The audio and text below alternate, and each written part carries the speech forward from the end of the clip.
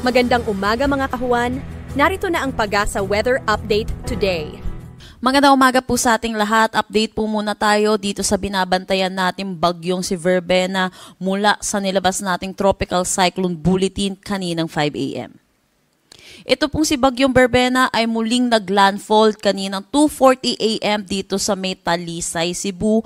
At ngayong 3 a.m. ay huling namataan ito over the coastal waters na ng Pinamungahan, Cebu. At patungo na ito ng Negros Island region. Nananatili pa rin naman siya sa tropical depression category at may taglay na lakas na hangin na 55 kilometers per hour malapit sa sentro at pagbugso na umaabot ng 90 kilometers per hour. Ito'y mabilis na kumikilos sa direksyon na northwest. Kung makikita din natin sa ating satellite imagery, meron din tayong other weather system na nakakaapekto dito sa ating bansa. Ito po ang shear line na nakakaapekto sa eastern section ng Luzon. Ito po yung nagpapaulan dito sa Metro Manila at yung mga karatig lugar po natin at hindi po direktang epekto ng bagyo ang nararanasan po natin dito sa may Metro Manila. Yung northeast monsoon naman po natin ay umiiral dito sa malaking bahagi ng northern Luzon at nagdadala po ito ng mga pag-ulan din, lalo na dito sa may Pangasinan. Samantala, dulot ng combined effect netong shear line, pati na rin netong bagyo, inaasahan natin ngayong araw makakaranas tayo ng mga pag-ulan. Para naman sa track netong si Bagyong Verbena, yun po, pangatlong landfall po niya dito sa may Talisay, Cebu at inaasahan din natin magla-landfall po muli ito dito sa may Negros Island region bilang isang ganap na tropical depression category. Kung makikita din natin sa ating forecast track, ito'y tatawid ng Visayas bilang isang ganap na tropical depression, kaya ang pinakamataas po natin tropical cyclone wind signal ay number 1. Inaasahan din natin mag-i-intensify ito into a tropical storm category prior to landfall or close approach dito sa may northern Luzon at ito'y mananatili isang ganap na tropical storm habang palabas po ng ating Philippine Area of Responsibility at paglabas doon po muli siya mag-i-intensify into a severe tropical storm category. Sa ngayon, Tropical Cyclone Wind Signal number 1 dito sa may Occidental Mindoro, Oriental Mindoro, Romblon, Northern at Central portion ng Palawan kasama ang Calamian, Cuyo at Cagayancillo Islands, pati na rin dito sa may mainland Masbate.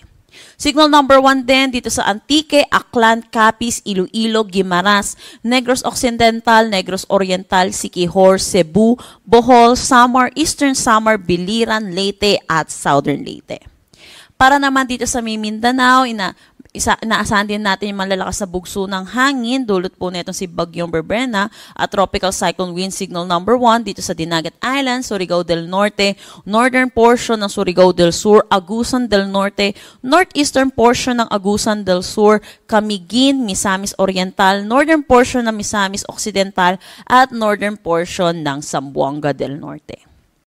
Para naman sa hangin na dulot netong si Bagyong Verbena, inaasahan po natin may mga gusty conditions din tayo na mararanasan dulot netong si Bagyong Verbena at pati na rin yung northeast monsoon natin ngayong araw dito sa Luzon, Visayas, Dinagat Island, Surigao del Norte, Agusan del Norte, Surigao del Sur, Davao Oriental, Misamis Oriental, Lanao del Norte, Misamis Occidental at Zamboanga del Norte. Para naman sa ulan na dala netong si Bagyong Verbena, makikita natin may mga concentration tayo ng orange dito or 100 to 200 millimeters of rain dito sa may Kabisayan. At nabawasan na rin naman po yung significant rainfall na inaasahan dito po sa may Eastern Visayas dahil na rin sa paglayo netong si Bagyong Verbena. Pero makikita din natin, meron din tayong inaasahan na 100 to 200 millimeters of rain dito sa Quezon ay dulot naman ito ng shear line. Kagaya na rin po dito sa may Cagayan, Isabela at Aurora, pati na rin dito sa Rizal, Laguna at Batangas. Dulot po ito ng shear line. So yun po, pagdating po dito sa malaking bahagi ng Luzon, shear line po ang nakakaapekto at hindi po yung mismong direktang epekto ng bagyong si Verbena.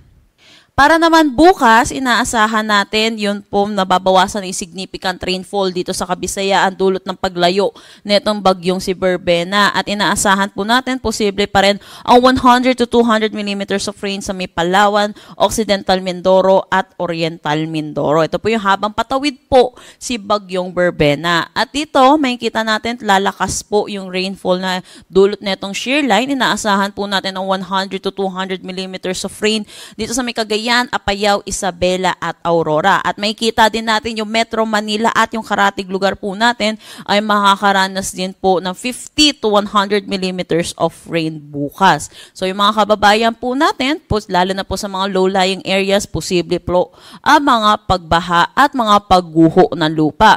Ugaliin po natin makinig sa ating mga local government unit hinggil sa mga posibleng paglikas na kailangan po natin gawin. Para naman sa Thursday, November 27, wala na po tayong nakikitang significant rainfall na dulot nito si Bagyong Berbena. Pero yung shear line ay inaasahan pa rin po natin magdadala ng 50 to 100 millimeters of rain dito sa may Cagayan, Apayao, Isabela at Aurora.